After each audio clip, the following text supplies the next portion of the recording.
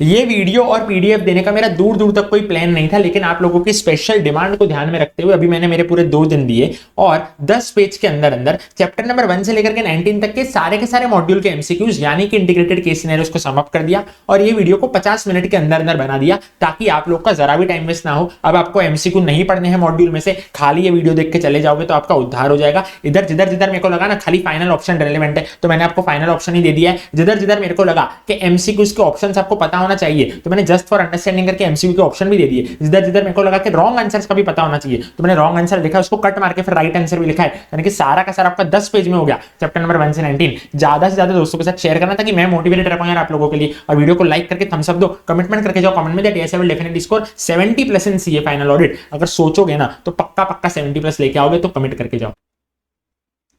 Chapter number 1 quality control का integrated case scenario. Auditor said that it wasn't practically possible for small firm to prepare audit plan. Auditor ने क्या बोला कि हमारी एक छोटी फर्म है ना तो हम लोग ऑडिट प्लान नहीं बनाएंगे।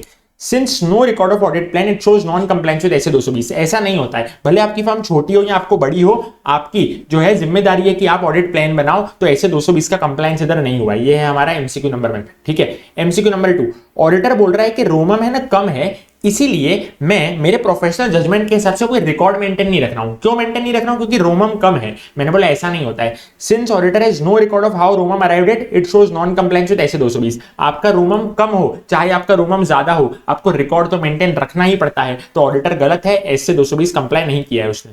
ऑडिटर पता है क्या बोल रहा है अगले केस में? कोई कंटेंशियस मैटर यानी कि कोई कॉम्प्लेक्स मैटर आया ही नहीं है, इसलिए मैं इक्यूसीआर नहीं करूंगा। मैंने बोला ऐसा नहीं होता है। एंगेजमेंट क्वालिटी कंट्रोल रिव्यू के लिए मेरे को देखना होता है कंपनी लिस्टेड है या अनलिस्टेड है। लिस्टेड होती है ना कंपनी तो मेरे को किसी भी केस में करना ही पड़ता है। इस केस में क्लाइंट लिस्टेड कंपनी थी जो केस सिनेरियो में ऊपर लिखा हुआ था, तो इसलिए इधर इक्यूसीआर करना मैंडेटरी है irrespective of any other facts. दूसरा, इंड एस एप्लीकेबल था कंपनी को, लेकिन नोट्स टू अकाउंट्स में रेफरेंस दिया गया था एएस का, और ऑडिटर ने अपने आप को बचाने के लिए क्या बोला ना कि ये डेटा एंट्री एरर हो गए थे हमारे जूनियर स्टाफ से। मैंने बोला ऐसा नहीं चलेगा, ये डेटा एंट्री एरर नहीं है, ये सीरियस लैप्सेस है, सीरियस गड़बड़े हैं। आपने इंड एस की जगह एएस का रेफरेंस दे दिया, ये नॉन कंप्लायंस दिखा रहा है ऐसे 220 पे। और पूरी के पूरे केस स्टडी का अगर मैं कंक्लूजन करूं ना, जो 5th एमसीक्यू था उसमें मैंने क्या बोला, एसक्यूसी1 एंड ऐसे 220 आर नॉट कंप्लाइंट, क्योंकि आपने देखा होगा ऊपर के सारे जो भी क्वेश्चन है, क्वेश्चन 1 2 3 4 सब में ऐसे 220 का कंप्लायंस नहीं था।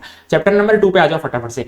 डिसप्रोपोर्शनेट राइज हो गया इन्वेंट्री में। इन्वेंट्री का जो वैल्यू था ना वो अचानक से बढ़ गया है, तो ये क्या दर्शाता है? ये रोमम दर्शाता है ड्यू टू फ्रॉड। तो ऐसे में कौन सा गुड रिस्पॉन्स नहीं है, which is not a good response. पहले मेरे को आपको समझाना है कि कौन सा अच्छा रिस्पॉन्स है। मेरे को इन्वेंट्री की चोरी पकड़नी है ना, मेरे को इन्वेंट्री का रोमम पकड़ना है। इन्वेंट्री में कुछ फ्रॉड हो रहा है ना, वो मेरे को पकड़ना है। तो उसके लिए ऑडिटर के गुड रिस्पॉन्स पता है कौन सा है? गुड रिस्पॉन्स ये होता है कि सारे के सारे लोकेशंस पे मैंने सेम डेट पे टेस्टिंग करी, तो मेरे को पता चल जाएगा गड़बड़ी किधर हो रही है। या तो फिर मैंने at the end of reporting period testing करी तो मेरे को पता चल जाएगा गड़बड़ी किधर है, क्योंकि एंड ऑफ रिपोर्टिंग पीरियड 31 मार्च के आसपास फ्रॉड होने के चांसेस बढ़ जाते हैं। ठीक है, और रिगरस एग्जामिनेशन में करूंगा ना तो मेरे का ये अच्छा रिस्पॉन्स कहलाएगा। तो मैं रोमम जो है ना उसको एड्रेस कर पाऊंगा, फ्रॉड के कारण जो रोमम हुआ है ना उसको एड्रेस कर पाऊंगा। लेकिन अच्छा रिस्पॉन्स पता है क्या नहीं है?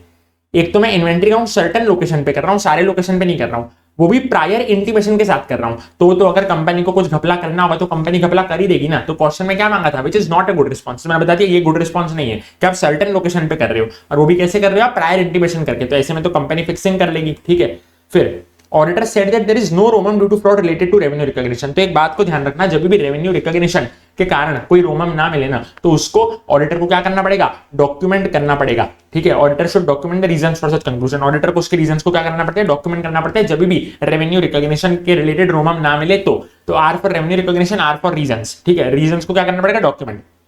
रेवेन्यू रिकॉग्निशन के केस में रीजंस डॉक्यूमेंट करने पड़ेंगे, आर के केस में रीजंस डॉक्यूमेंट करने पड़ेंगे, आर के केस में आर डॉक्यूमेंट करना पड़ेगा। अगला सवाल, कंपनी को है ना पॉल्यूशन कंट्रोल के लिए कोई सिस्टम क्या करना था? इंस्टॉल करना था। तो ऑडिटर की रिस्पॉन्सिबिलिटी बताओ इसमें। तो मैंने बोला ऐसे 250 लगेगा। ठीक है, उसमें आपको दिखेगा क्वेश्चन में कि नॉन कंप्लायंस हो रहा है, कंप्लायंस हो रहा है। ठीक है, तो ऐसे 250 लगता है। भाई कंप्लायंस नॉन कंप्लायंस की बात करते हैं, उसमें पता है 2 तरह के लॉ पढ़ते हैं। एक वो होता है जिसका डायरेक्ट इंपैक्ट आता है, एक वो होता है जिसका इनडायरेक्ट इंपैक्ट आता है। अभी ये पोल्यूशन कंट्रोल सिस्टम का अपने फाइनेंशियल्स पे डायरेक्ट इंपैक्ट तो है नहीं, इनडायरेक्ट इंपैक्ट है। तो पता है इनडायरेक्ट इंपैक्ट में 2 प्रोसीजर होते हैं उधर, मैनेजमेंट की इंक्वायरी और review of correspondence with regulatory authorities. तो बस यही 2 आ जाएंगे। इनडायरेक्ट इंपैक्ट वाले में ये 2 होते हैं। ठीक है, 2 प्रोसीजर होते हैं। तो ये 2 है उसका आंसर। फिर कंपनी चाइल्ड लेबर लॉ से कंप्लाई नहीं कर रही, ये भी ऐसे 250 का क्वेश्चन है, तो डिस्क्राइब करो ऑडिटर की रिस्पॉन्सिबिलिटी। ऑडिटर की रिस्पॉन्सिबिलिटी क्या है? फर्दर इंफॉर्मेशन लेनी है और इंपैक्ट देखना है उसका रिस्क असेसमेंट पे, ठीक है। और उसके बाद डॉक्यूमेंटेशन क्या होता है ऐसे 250 में? तो ऐसे 250 में ना केवल आइडेंटिफाइड नॉन कंप्लायंस का डॉक्यूमेंटेशन होता है, लेकिन सस्पेक्टेड नॉन कंप्लायंस का भी डॉक्यूमेंटेशन होता है। यानी वो नॉन कंप्लायंस का डॉक्यूमेंटेशन तो होगा ही जो कि सच में हो रखे हैं, लेकिन जिसमें मेरे को सस्पेक्टेड है ना, यानी कि जो जिसमें मेरे को शक है कि ये नॉन कंप्लायंस हो सकता है, उसका भी डॉक्यूमेंटेशन किया जाएगा। अब चैप्टर 3 पे आते हैं। क्या बोल रहा है question? Compliance with independence requirements and verification of integrity of promoters KMP is ensured bye auditor. यानी मैं ऑडिटर हूं, मैं रिलायंस का ऑडिट करने गया, तो मैंने तो पहले देखा कि हाँ मैं इंडिपेंडेंट हूं, ठीक है, तो मेरा इंडिपेंडेंस और प्रमोटर्स केएमपी जो है रिलायंस के वो इंटीग्रिटी वाले हैं, तो मैं क्या फॉलो कर रहा हूं? मैंने बोला मैं ऐसे 220 भी फॉलो कर रहा हूं और ऐसे 300 भी फॉलो करता हूं, उसमें भी प्रिलिमिनरी एंगेजमेंट एक्टिविटी में ही आएगा, तो ऐसे 220 और ऐसे 300 को मैं क्या कर रहा हूं? फॉलो कर रहा हूं। अगला, understanding of companies risk management policy is required by the auditor. Auditor को कंपनी की रिस्क मैनेजमेंट पॉलिसी समझनी पड़ेगी, क्यों? To identify ROMM that management failed to identify. Management वाले पागल थे, एकदम आलसी रह के काम करते हैं, रोमम को आइडेंटिफाई नहीं कर पाए, तो ऑडिटर को अब रोमम को आइडेंटिफाई करना है ना। कौन से रोमम? जो मैनेजमेंट फेल्ड टू आइडेंटिफाई, जो नहीं कर पाए, तो उसके लिए रिस्क मैनेजमेंट पॉलिसी देखनी पड़ेगी कंपनी की, ठीक है। अब which is not a procedure for auditor to understand the company. Company को समझना है। ऑडिटर का मकसद क्या है ना, मैं ऑडिटर हूं, मैं रिलायंस का ऑडिट करने जाऊं, मेरे को रिलायंस को समझना है, तो मैं किससे नहीं समझ पाऊंगा? विच इज नॉट अ प्रोसीजर। मैंने बोला बैंक के कंफर्मेशन लेटर से थोड़ी समझ पाऊंगा, ठीक है। 3 जो बाकी के ऑप्शन थे ना, उसमें से मैं समझ पाऊंगा। पहला क्या था? ऑनलाइन सर्च अगर मैं करूंगा ना कंपनी के बारे में, उसकी प्रेस रिपोर्ट्स के बारे में, तो मैं समझ जाऊंगा कंपनी के बारे में।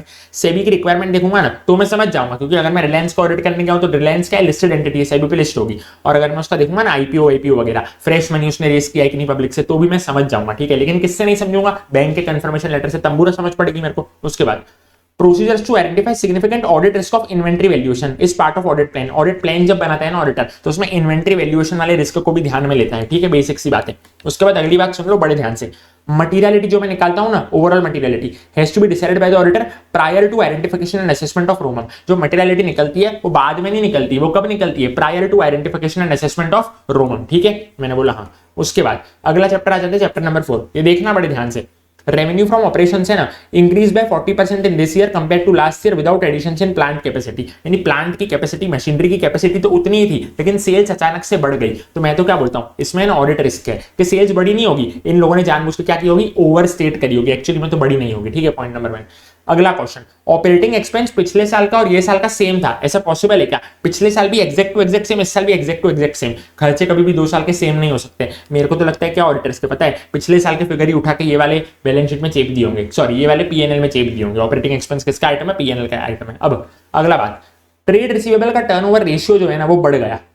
ट्रेड रिसीवेबल का टर्नओवर रेशियो यानी कि मेरा डेटर कब तक मेरे को कैश में कन्वर्ट होकर मिल रहे हैं, तो टाइम पीरियड बढ़ गया, नहीं कंपनी के लिए खराब हुआ। अभी कंपनी है ना, कंपनी उसने अपना ऑफलाइन सेल कम करके ऑनलाइन कस्टमर को अप्रोच कर रही है। तो ऑनलाइन में तो आजकल यूपीआई का जमाना है, गूगल पे का जमाना है, तो पैसा जल्दी आना चाहिए, ठीक है। तो मैं क्या बोल रहा हूं, ट्रेड रिसीवेबल टर्नओवर रेशियो तो फॉल होना चाहिए, ठीक है। लेकिन आपके केस में तो बढ़ रहा है, देर से पैसा आ रहा है। क्यों देर से पैसा आ रहा है पता है? It is possible that some dealers may not be meeting their commitments of past contract. हो सकता है डीलर आपके कोई कॉन्ट्रैक्ट मीट ना कर रहे हो, आपको टाइम पे पैसा नहीं दे रहे हो, हाँ। और ऑडिट रिस्क क्या है कि ट्रेड रिसीवेबल का अमाउंट है ना ओवर वैल्यूड है, क्योंकि अगर ओवर वैल्यूड अमाउंट रहेगा ना ट्रेड रिसीवेबल का, तभी क्या रिस्क होगी ना कि ट्रेड रिसीवेबल का टर्नओवर रेशियो इंक्रीज हो रहा है, तभी देर से पैसा आ रहा है, ठीक है, मैंने बोला हाँ।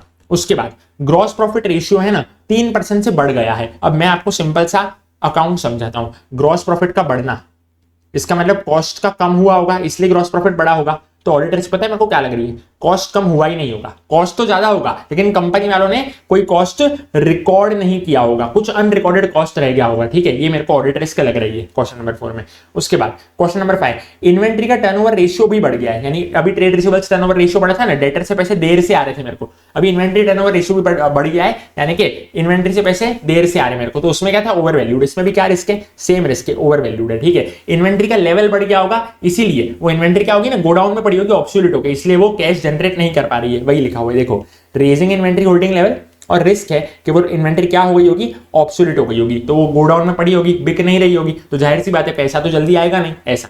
अब chapter number 5 audit evidence, case study number 1 soon low. Objectivity of management expert is less if he is employed by the entity.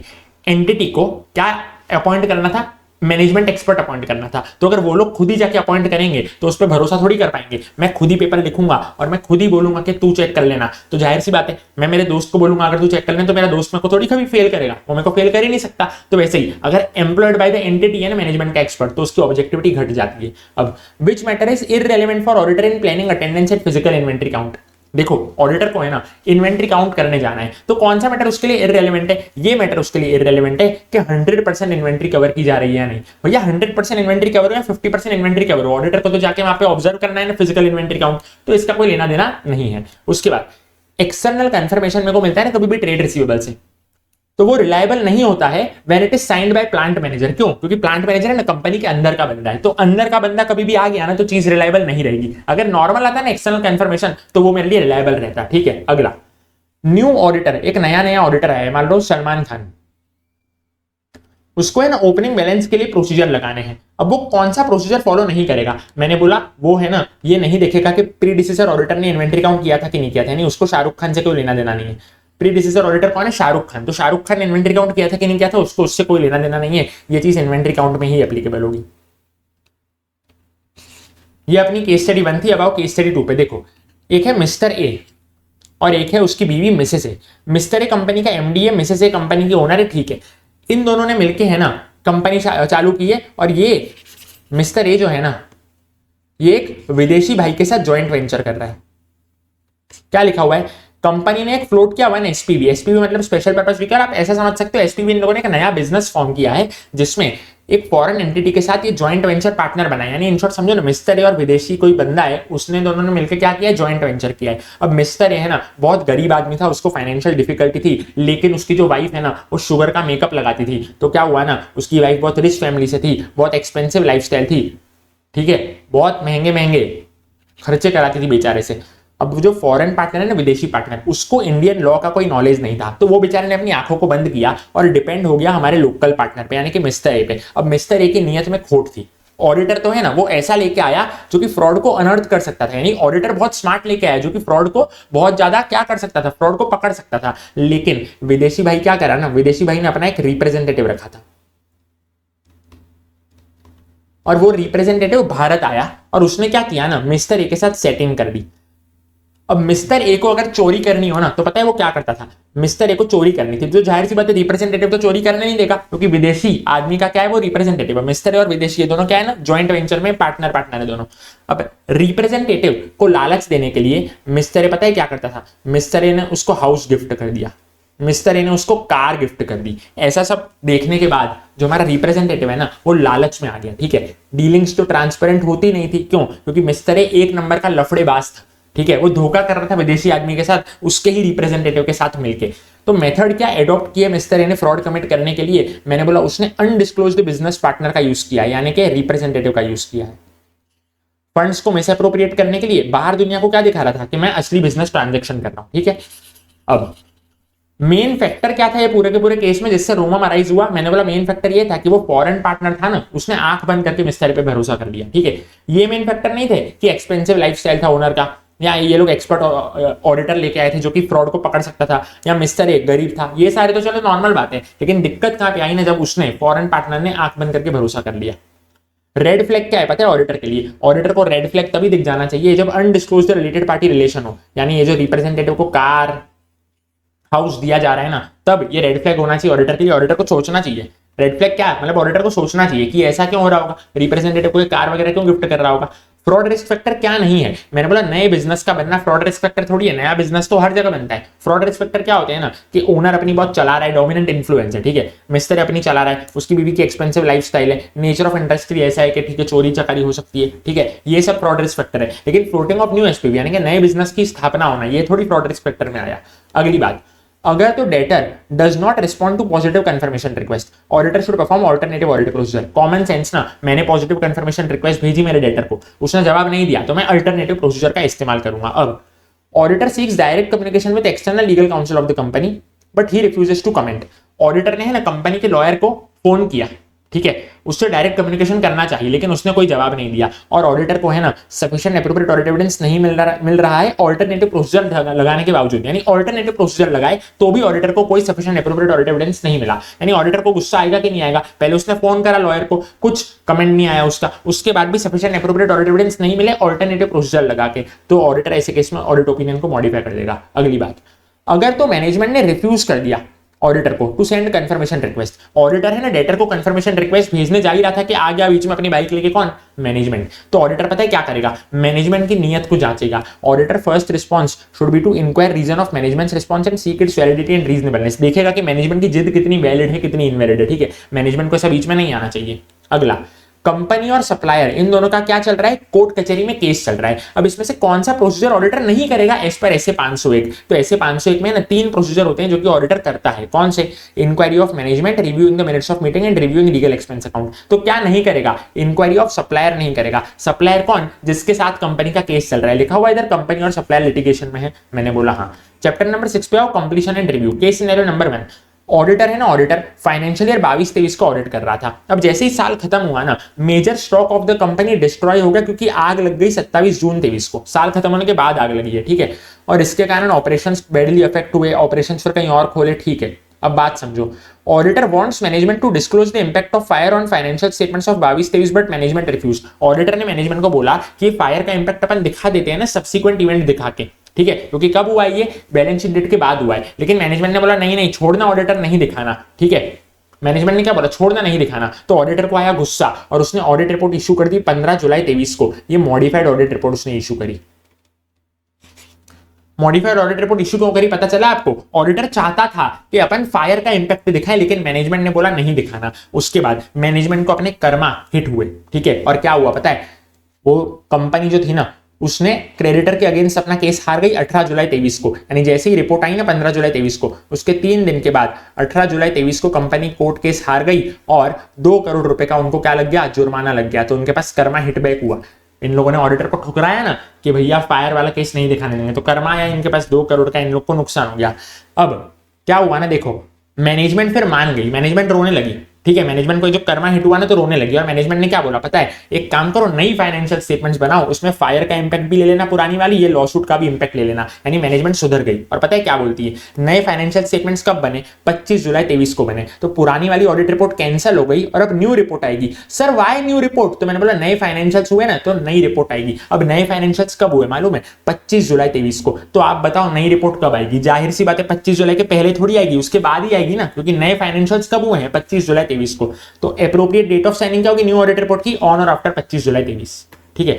उसके बाद ये देखो, पहले ऑडिट रिपोर्ट में ऑडिटर ने क्या दिया था, मॉडिफाइड ओपिनियन दिया था। क्यों दिया था, क्योंकि इन लोगों ने ठुकराया था ऑडिटर को, फायर का इवेंट नहीं दिखाया था। उसके बाद ऐसे 560 जो है सब्सिक्वेंट इवेंट वाला, उसमें से which one is not an audit procedure to get the knowledge of events. Subsequent events वाला जो अपन ने पढ़ा है ऐसे 560, उसमें कहीं भी ऐसा पढ़ा है क्या कि ऑडिटर को इंटरिम फाइनेंशियल स्टेटमेंट बनाना पड़ता है बैलेंस शीट के डेट के बाद से लेकर के ऑडिट रिपोर्ट की डेट तक? नहीं सर, ऐसा तो नहीं पढ़ा हुआ है, तो ये ऑडिट प्रोसीजर नहीं है। ऐसा कोई भी इंटरिम फाइनेंशियल स्टेटमेंट्स थोड़ी बनाना पड़ता है कि भैया सब्सिक्वेंट इवेंट हुआ है बैलेंस शीट डेट के बाद ऑडिट रिपोर्ट डेट की पहले तो एक इंटरिम फाइनेंशियल बना लो। मैंने बोला नहीं सर, तो ऐसा तो कोई ऑडिट प्रोसीजर नहीं होता। उसके बाद नई रिपोर्ट जो बनेगी ना उसमें कौन सा ओपिनियन एप्रोप्रिएट है, मैंने बोला क्लीन ओपिनियन देना, अनक्वालिफाइड ओपिनियन, क्योंकि पता है मैनेजमेंट रोके सुधर गया था, बोल रहा था ठीक है चलो फायर का इंपैक्ट भी दिखा देना, लॉ सूट का इंपैक्ट भी दिखा देना, और स्टेटमेंट दे देना ईओएम होम पैरा में, क्योंकि पता है सब्सिक्वेंट इवेंट की स्टेटमेंट ईओएम होम पैरा में देनी पड़ती है। उसके बाद फायर इवेंट को किस में डिस्क्लोज किया जाएगा, नोट्स टू अकाउंट्स में डिस्क्लोज किया जाएगा, क्योंकि ये एक सब्सिक्वेंट इवेंट है। अगली बात, which is not auditor's responsibility as per SA 570, auditor की क्या रिस्पॉन्सिबिलिटी नहीं है,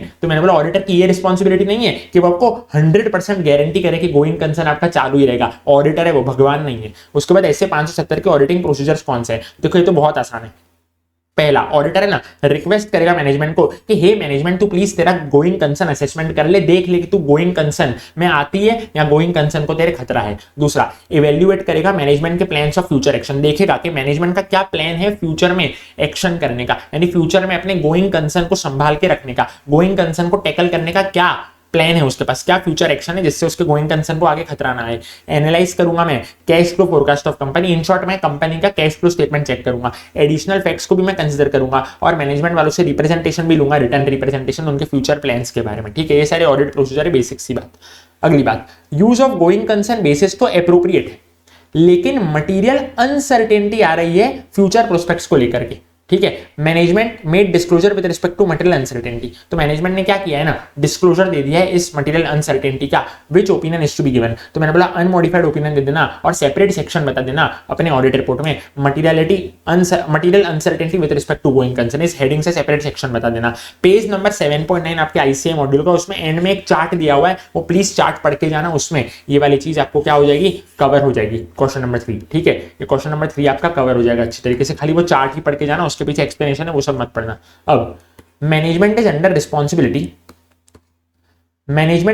responsibility to make specific assessment of going concern and to make disclosures with respect to going concern. पहले गोइंग कंसर्न का assessment कौन करता है, मैनेजमेंट ही करता है, उसके बाद कौन करता है, ऑडिटर करता है। तो बस वही बात लिखी गई है पॉइंट नंबर 4 में। पॉइंट नंबर 5 में गोइंग कंसर्न एजम्पशन का मतलब बताया गया है। गोइंग कंसर्न एजम्पशन ये सिग्निफाई करता है कि company has no intention of curtailing materially the scale of operations in foreseeable future. Going concern का मतलब कंपनी आने वाले फ्यूचर में चलती रहेगी, ठीक है, यही बोला है उसमें। अब एक केस स्टडी क्वेश्चन और था, वो देख लेते हैं।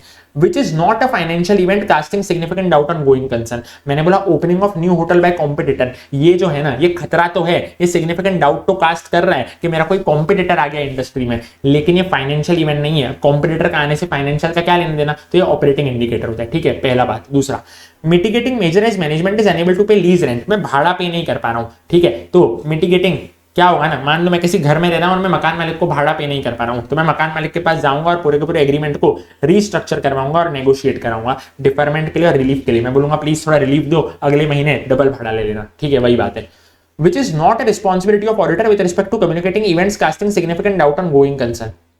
Performing additional procedures to identify events beyond 12 months from financial statements date. आपने कभी भी ऐसा पढ़ा है कि ऐसे 570 के अंदर के ऑडिटर को एडिशनल प्रोसीजर करने पड़ते हैं बैलेंस शीट डेट की 12 महीने के बाद तक? नहीं सके, तो नया नया कुछ पढ़ रहे हो। तो वही था, रिस्पॉन्सिबिलिटी क्या नहीं है, मैंने बोला ऐसी तो कोई रिस्पॉन्सिबिलिटी है ही नहीं है, फालतूगिरी की बात मत करो। ऐसा तो अपने कहीं पढ़ा ही नहीं है कि बैलेंस शीट की डेट के बाद, फाइनेंशियल्स की डेट के बाद 12 महीने तक अपने को क्या करना पड़ता है, एडिशनल प्रोसीजर लगाने पड़ते हैं। तो ये ऐसी कोई रिस्पॉन्सिबिलिटी नहीं है। उसके बाद रिटर्न रिप्रेजेंटेशन में सीएफओ से मंगाऊंगा, सीएफओ मैनेजमेंट है ना, तो उससे मंगाऊंगा ना, ऑडिट कमेटी से मत मंगा लेना, या क्लाइंट रिलेशन मैनेजर से मत मंगा लेना, या कंपनी सेक्रेटरी से मत मंगा लेना, ठीक है, मैंने बोला हाँ। उसके बाद रिटर्न रिप्रेजेंटेशन है ना, कभी भी sufficient appropriate audit evidence provide नहीं करता। देखो क्या लिखा हुआ है, written representation provide necessary audit evidence. ये जरूर देते हैं आपको ऑडिट एविडेंस, देते जरूर है, लेकिन ये कभी भी सफिशिएंट एप्रोप्रिएट ऑडिट एविडेंस नहीं देते। यानी रिटर्न रिप्रेजेंटेशन अकेले पे आप भरोसा नहीं कर सकते, आपको उसके साथ साथ दूसरे ऑडिट एविडेंस को भी टेस्ट करना पड़ेगा। तो लिखा है which is not a main pillar of written representation.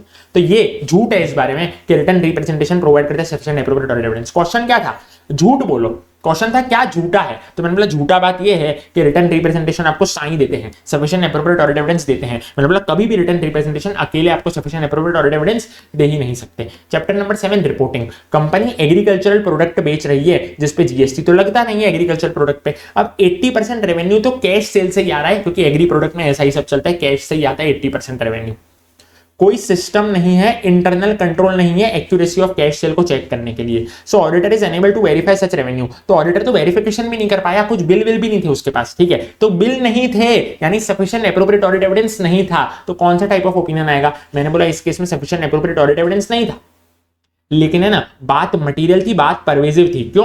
क्योंकि 80% रेवेन्यू कैश सेल से आ रहा है भैया, जिसका बिल नहीं है। 80% समझ रहे हो कितना परवेजिव है, कितना मटेरियल है। और क्योंकि ये कैश सेल से रिलेट करता है ना, तो ये ऐसे ही मटेरियल परवेजिव होगा, क्योंकि पूरे के पूरे फाइनेंशियल से रिलेट करता है। देखो मटेरियल क्यों है ना, क्योंकि 80% कैश सेल से आ रहा है जिसका बिल नहीं है, सब्सटेंशियल अमाउंट है। परवेजिव क्यों है ना, क्योंकि सेल से, रिसीवेबल से कोई भी रिलेट करती है ना चीज, तो वो परवेजिव हो जाती है। तो इसीलिए क्या आएगा, सफिशिएंट एप्रोप्रिएट ऑडिट एविडेंस नहीं है, मटेरियल है और परवेजिव भी है। तो इस केस में क्या दूंगा मैं, डिस्क्लेमर ऑफ ओपिनियन दूंगा, ठीक है। और जो बेसिस फॉर डिस्क्लेमर वाला पैरा होगा ना, basis for disclaimer of opinion, उसमें पता है मैं क्या लिखूंगा, उसमें मैं ऐसा लिखूंगा, auditor was engaged to audit FS. Normally है ना, वो बेसिस वाले पैराग्राफ में अपन ऐसा लिखते हैं कि फाइनेंशियल स्टेटमेंट्स ऑडिट हो चुकी है, लेकिन यहाँ पे तो फाइनेंशियल स्टेटमेंट्स ऑडिट हुई नहीं ना, क्योंकि ऑडिट एविडेंस तो मिला नहीं, क्योंकि डिस्क्लेमर ऑफ ओपिनियन है ना। तो अपन क्या बोलेंगे, auditor was engaged to audit FS, ये शब्द का प्रयोग करेंगे कि ऑडिटर गया तो था करने, लेकिन वो कर नहीं पाया। तो उसको मैं क्या बोलूंगा, auditor was engaged to audit FS. ऐसा मत लिख के आना कि financial statements have been audited, ये गलत है, क्योंकि एविडेंस मिला नहीं तो ऑडिट हुई नहीं। अगला, कंपनी के खिलाफ है ना, कोर्ट कचहरी में बाहर क्या चल रहा है, केस चल रहा है। जो लीगल ओपिनियन है ना कंपनी के काउंसिल का, यानी जो लॉयर है ना कंपनी का, वो भी पागल लॉयर है, वो कंफ्यूज है कि कंपनी जीतेगी या हारेगी, उसको खुद को ही क्लियर नहीं है। और उसका क्लियर ना होने का पता है क्या रीजन है, पुराने जो केस लॉ थे ना वो कंपनी के फेवर में भी आए हैं, कंपनी के अगेंस्ट भी आए हैं, तो ये हमारा लॉयर कंफ्यूज हो गया कि कंपनी जीतेगी या हारेगी। और फाइनेंशियल स्टेटमेंट्स है ना, फाइनेंशियल स्टेटमेंट्स में किसी भी प्रकार का डिस्क्लोजर नहीं है, फाइनेंशियल स्टेटमेंट साइलेंट है ये लिटिगेशन के मामले पे। तो ये क्या है ना, non disclosure of material contingent liability. आपके फाइनेंशियल स्टेटमेंट्स क्यों साइलेंट है, वो फाइनेंशियल स्टेटमेंट्स पे आपको डिस्क्लोज करना चाहिए था, और मैं क्या दे दूंगा, क्वालिफाइड ओपिनियन दे दूंगा। क्वालिफाइड ओपिनियन में क्यों दे दूंगा, देखो सर लिटिगेशन का मामला है तो मटेरियल तो होगा लेकिन परवेजिव नहीं होगा। परवेजिव यानी पूरे फाइनेंशियल से थोड़ी इसका कोई लेना देना होगा, लिटिगेशन का मामला है नॉर्मल, तो इसलिए मैं इसको क्वालिफाइड में डाल दूंगा कि मटेरियल तो होगा लेकिन परवेजिव नहीं होगा। उसके बाद no chance of recovery of export receivable. मैंने आपको ये फर्स्ट क्वेश्चन में क्या बोला था, जब भी पैसे आने वाले हो ना, जैसे उसमें कैश सेल था, इसमें रिसीवेबल है, तो वो परवेजिव बन जाती है चीज, ठीक है। मैंने बोला एक्सपोर्ट रिसीवेबल है, विदेश से पैसा आने वाला था लेकिन कोई चांस नहीं है रिकवरी का। Debt has not been written off despite being communicated to client, यानी अब है ना आपने राइट ऑफ भी नहीं किया है, राइट ऑफ किया नहीं, अब आपको कर देना चाहिए क्योंकि चांस तो है नहीं रिकवरी का। मैंने बोला सफिशिएंट एप्रोप्रिएट ऑडिट एविडेंस तो आपको मिल गया है, तभी तो आप बोल रहे हो कि रिकवरी का चांस नहीं है। चीज तो मटेरियल है और परवेजिव क्यों है, कभी भी रिसीवेबल की बात चले, कैश सेल की बात चले तो ये पूरे फाइनेंशियल से रिलेट करती है और ये क्या हो जाती है, परवेजिव हो जाती है। तो इस केस में इसको क्या देना पड़ेगा, एडवर्स ओपिनियन देना पड़ेगा। उसके बाद ईओएम पैरा जो है ना इन रिपोर्ट ऑफ बैंक, ठीक है, ईओएम पैरा है बैंक के ऑडिट रिपोर्ट में, उसमें ऑडिटर ने पता है क्या लिखा हुआ है, concerns are raised about going concern status. Going concern पे खतरा है ऐसा ऑडिटर का मानना है, लेकिन बैंक को पता है क्या लग रहा है कि गोइंग कंसर्न पे कोई खतरा नहीं है, गोइंग कंसर्न बढ़िया तरीके से चल रहा है, तो so our opinion is not modified. ठीक है, ऑडिटर क्या बोल रहा है उसमें, concerns are raised about going concern status. Auditor बोल रहा है मेरे को तो लग रहा है कि गोइंग कंसर्न में खतरा है लेकिन बैंक को नहीं लग रहा है, तो मैं तो है ना क्लीन रिपोर्ट दे रहा हूं। तो मैं बोल रहा हूं उसको क्या करना चाहिए था, तो उसने देखो क्या बोला है, so our opinion is not modified, ऐसा उसने बोला है। और ये किसमें दिया है, ईओएम पैरा में दिया हुआ है। सारी चीजें किसमें दी गई है, ईओएम पैरा के में दी गई है अपने ऑडिटर के द्वारा। मैंने बोला इंस्टेड ऑफ ईओएम पैरा आप एक सेपरेट पैरा देते हैं ना, material uncertainty related to going concern. अभी ऊपर भी आया था, आपको एक पैरा देना है material uncertainty related to going concern, आप गोइंग कंसर्न की बातें उसमें कीजिए, ठीक है। उसके बाद auditor not informed about stock at rented location.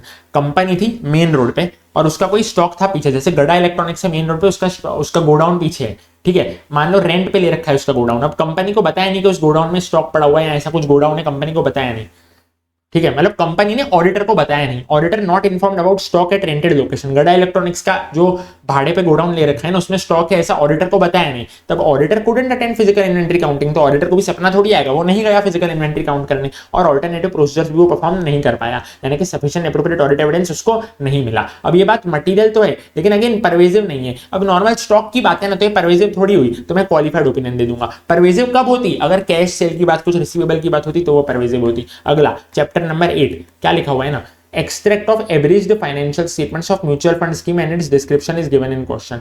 Question says कि जो abridged financial statements है ना प्रिपेयर करिए बोर्ड ऑफ ट्रस्टीज ने। मैंने बोला ठीक है कोई इश्यू नहीं है।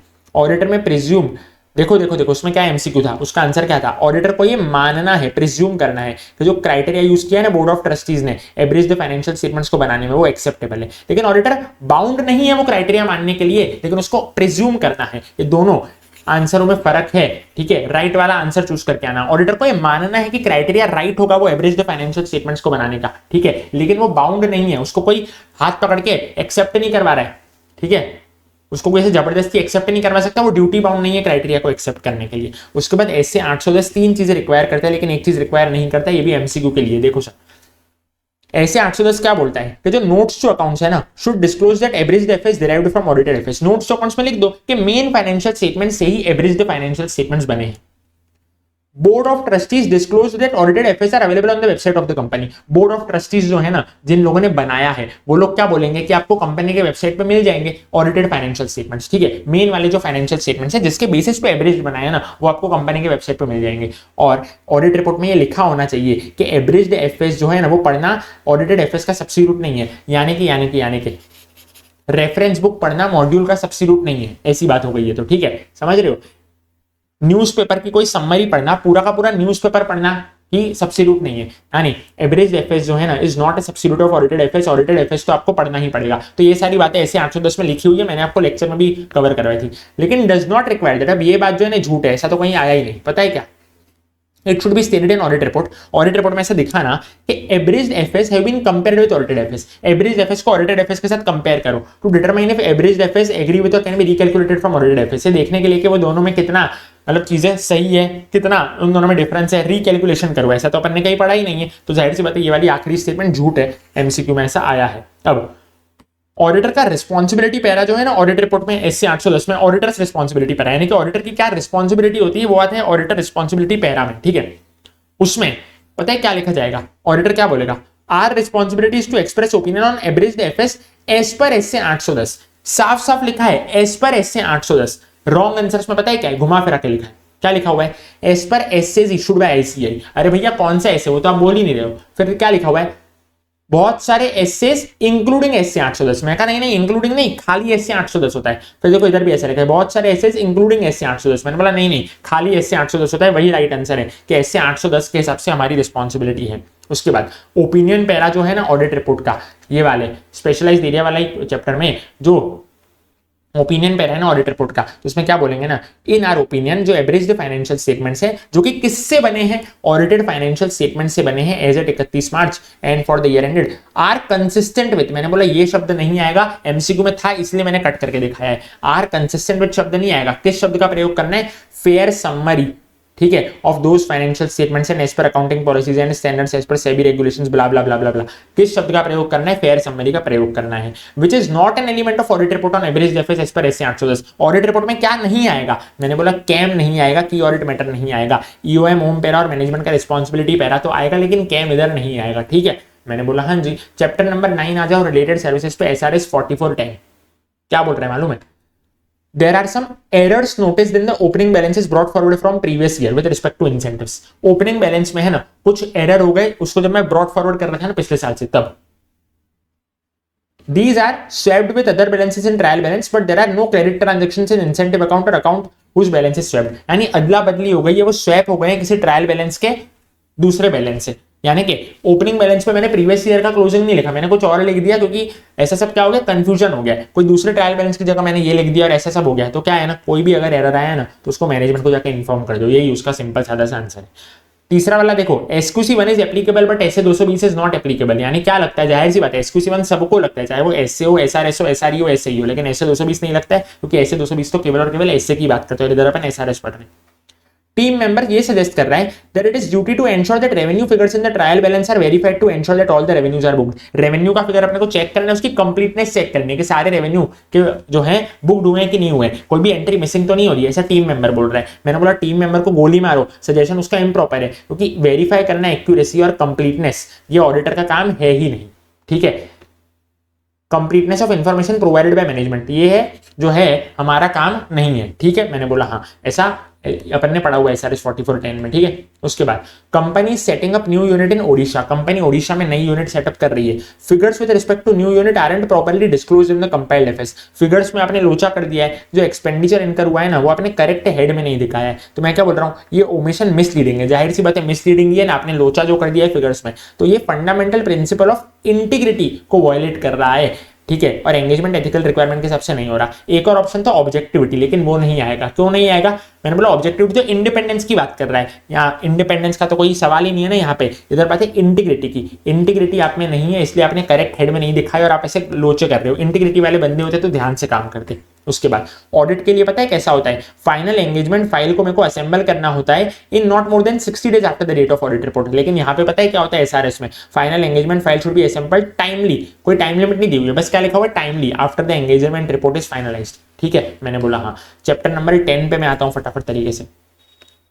एड्रेसी कौन होता है पता है, SRE 2410 की ऑडिट रिपोर्ट के केस में बोर्ड ऑफ डायरेक्टर्स एड्रेसी होता है। फिर क्या होता है ना, ऑडिटर क्या बोलता है इधर, are responsibilities to express conclusion on statement based on review. यहाँ पे शब्द प्रयोग है कंक्लूजन, ओपिनियन शब्द का प्रयोग नहीं है, रीजनेबल एश्योरेंस का प्रयोग नहीं है, कंप्लायंस स्टेटमेंट का प्रयोग नहीं है। उसके बाद review is less in scope than audit, तो सबको पता है रिव्यू जो है ना वो कम उसमें काम करना पड़ता है, ऑडिट में ज्यादा काम करना पड़ता है। तो review is less in scope than audit and does not enable us to obtain assurance that we would become aware of all significant matters in audit. Audit वाला एश्योरेंस मेरे को इधर नहीं मिलेगा, इधर मेरे को लिमिटेड एश्योरेंस मिलेगा। इधर देखो रॉन्ग आंसर में रिव्यू लिखा हुआ था, मैंने बोला नहीं सर वो रॉन्ग आंसर है, इधर क्या लिखा होना चाहिए, ऑडिट लिखा होना चाहिए। यानी ऑडिट वाला एश्योरेंस मेरे को नहीं मिलेगा, मेरे को कम एश्योरेंस मिलेगा, इधर मैं इसलिए ऑडिट ओपिनियन नहीं दूंगा। उसके बाद ये लाइन बहुत सारी दी हुई थी, 5th वाले में अपने को करेक्ट लाइन बतानी थी। तो क्या है ना, करेक्ट लाइन क्या होती है, nothing has come to our attention that causes us to believe that statement prepared as per Ind AS hasn't disclosed the information as per SEBI LODR, यानी कि हमारे अटेंशन में ऐसा कुछ भी गड़बड़ी वाला नहीं आया जिससे हमको ये लगे कि इंड एस के हिसाब से बराबर डिस्क्लोजर नहीं है।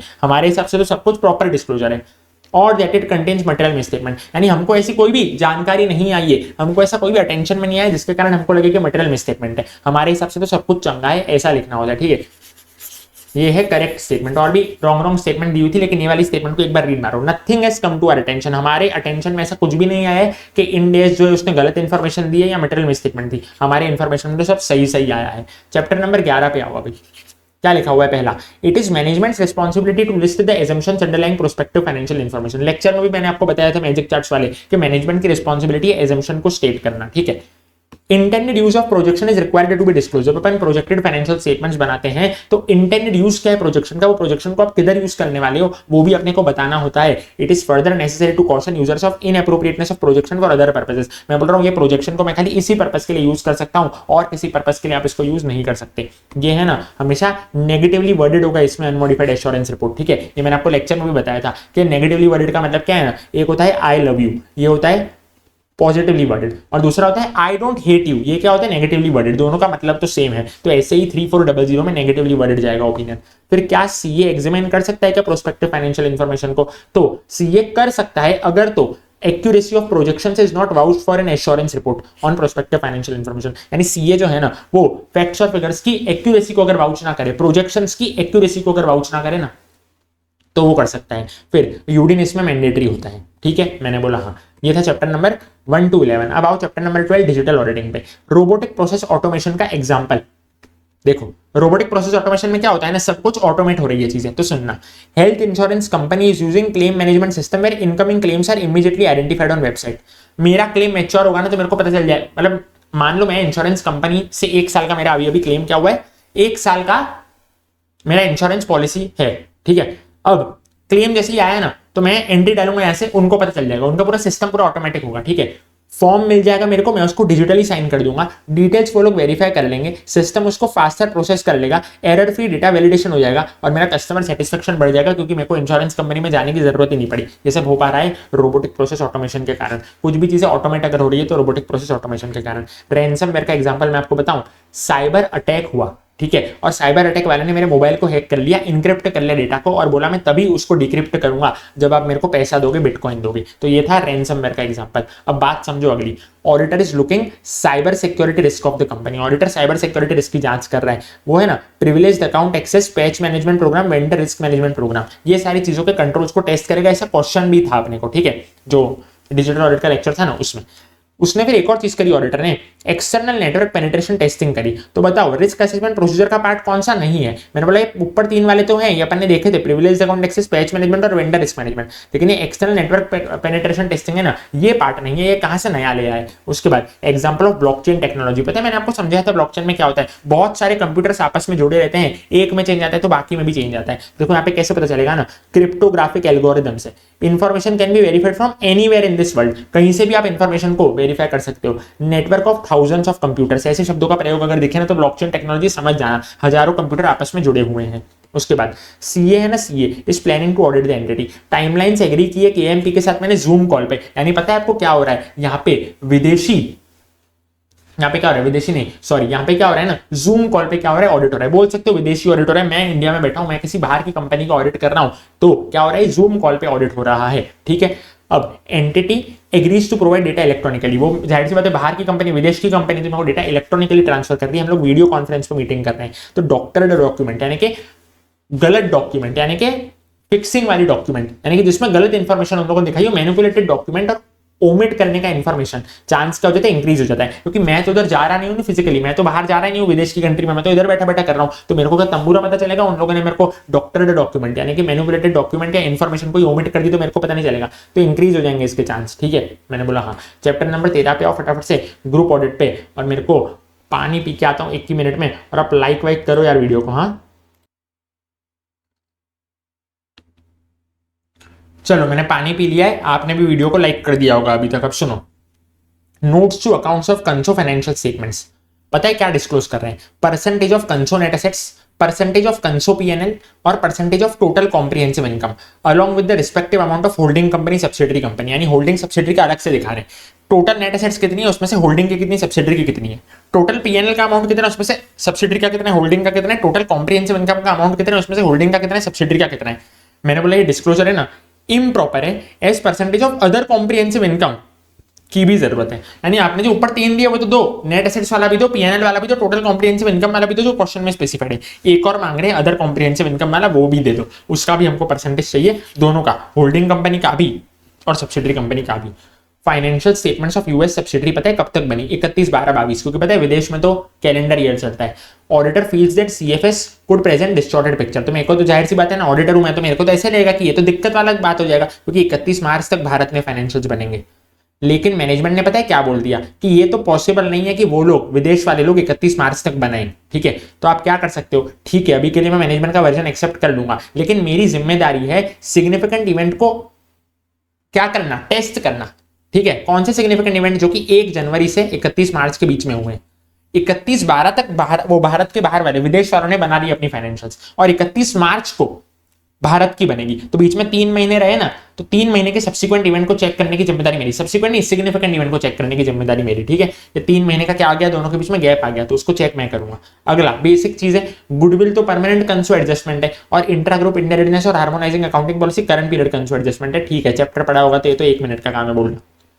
अगला सब्सिडरी 15/6/22 को एक्वायर हुई है। देखो यहाँ पे जो मैंने कट कर रखा है ना, इसका मतलब एक गलत आंसर है, इसका एमसीक्यू बना था, ऑप्शन बना था, लेकिन मैंने वो कट कर दिया क्योंकि वो गलत ऑप्शन था। देखो क्या हुआ है, auditor should verify that income and expenditure of subsidiary are included in CFS from the date it gains control of subsidiary for complete year. थोड़ी आएगा, एक और ऑप्शन था फॉर कंप्लीट ईयर, मैंने बोला नहीं ऐसा थोड़ी होगा, अभी 15/6/22 को किया है तो तब से लेके मैं चेक करूंगा ना, पूरे साल का क्यों चेक करूंगा।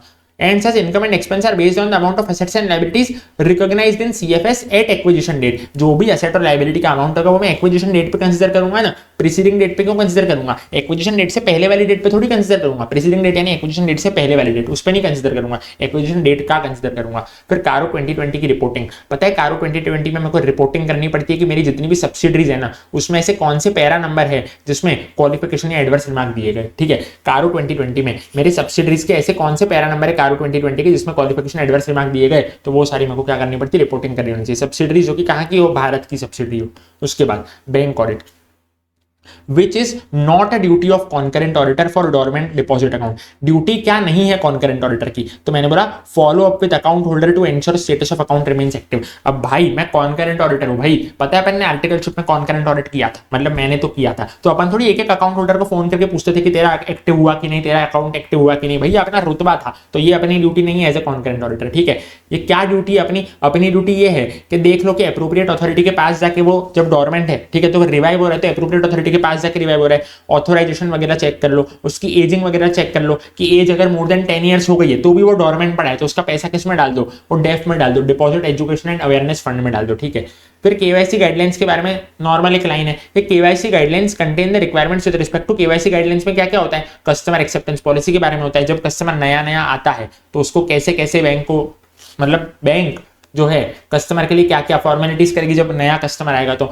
कस्टमर आइडेंटिफिकेशन प्रोसीजर क्या होगा, तो बोले उसको आधार कार्ड वगैरह देना पड़ेगा, ट्रांजैक्शन कैसे मॉनिटर होंगे, रिस्क मैनेजमेंट कैसे होगा, नॉर्मल केवाईसी की गाइडलाइंस के बारे में बात की गई है। अब ये बात समझो, temporary over limit in CC account, CC account में टेम्पररी ओवर लिमिट चली गई है, या करंट अकाउंट में टेम्पररी ओवरड्राफ्ट हो गया है, ये ग्रांट कर दिए गए हैं किसके द्वारा, चीफ मैनेजर के द्वारा। तो इसको मैं रिपोर्ट करूंगा मंथली कॉन्करेंट ऑडिट रिपोर्ट में और डिस्कशन करूंगा चीफ मैनेजर के साथ। क्यों डिस्कशन करूंगा चीफ मैनेजर के साथ, क्योंकि उन लोग के पावर में आता है। ठीक है, अब ये वाले देखो अगला क्वेश्चन, ब्रांच ने ना 5 फ्रेश एडवांसेस सैंक्शन किए सेम मंथ में। ठीक है, following within chief manager's power. सी एडवांस देना ना देना किसके हाथ में था, चीफ मैनेजर पावर के हाथ में था, चीफ मैनेजर के पावर मतलब चीफ मैनेजर के हाथ में था। ठीक है, और 10 करोड़ तक के बैंक दे सकता था एडवांस, जो कि 10 करोड़ के दिए हैं, और सारे के सारे एडवांस है ना सेम इंडस्ट्री वालों को ही दिए, मान ले सारे के सारे टेक्सटाइल इंडस्ट्री वालों को ही दिए हैं। अब ऑडिटर को लग रहा है कि ये गलत बात है, डाइवर्सिटी नहीं है इसमें, आपने सारे इंडस्ट्री वालों को क्यों दिए, सेम इंडस्ट्री वालों को क्यों दिए, अलग अलग वालों को देने चाहिए थे। मैंने बोला ये चीफ मैनेजर की मर्जी है, ये कॉन्करेंट ऑडिटर के स्कोप में नहीं आएगा, तो कॉन्करेंट ऑडिटर चुप करके बैठ जा, ये उसका आंसर था।